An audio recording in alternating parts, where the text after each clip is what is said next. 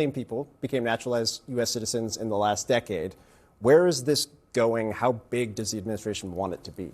Yes, if you look at the totality of this, it really is a small fraction of the millions of people who are naturalized over the years. But in context, this is a significant ramping up. In fact, it's unprecedented. So in the last 18 years, specifically 2008 to mid-June of this year, there were only 166 denaturalization cases that were filed.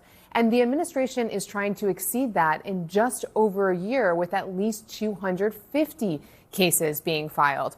Now, the administration has said so far that they are focused on those who had a criminal history or who committed criminal acts during or before or during their naturalization process. And the complaints that we've seen so far do back that up. You mentioned those 29 cases. Well, they include people who committed fraud.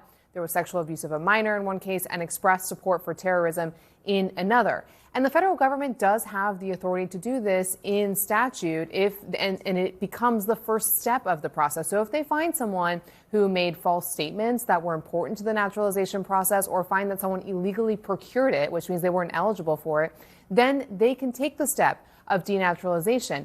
However, it is not completely up to them. When I say complaints, it means they have to go to courts around the country and file the complaint. And then it can take two tracks, the civil or criminal. So a judge will decide or a jury will decide if it's a criminal matter whether someone's denaturalized. And if that does happen, Phil, that person would go back to the status that they had before. So, for example, lawful permanent resident, which falls short of a U.S. citizen, and perhaps put in deportation proceedings depending on what the matter was that led to that.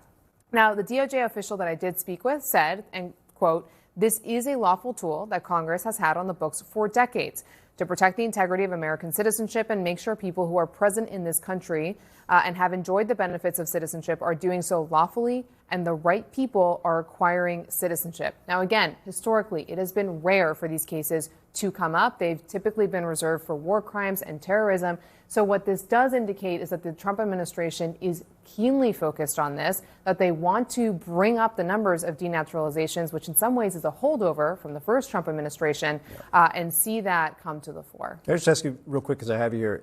Oftentimes with immigration in this administration, when you see something like this, it's a leading indicator of something to come or a scaling process that there are plans for. Do we have any sense of kind of like how far they want to take this? Well, they are shifting a lot of resources, which indicate that they want to take this much further than these 250. So, for example, they have a denaturalization unit at the Justice Department of 12 people who generally are focused on these cases. But now they are moving attorneys around to also work on these cases, say, for example, civil fraud.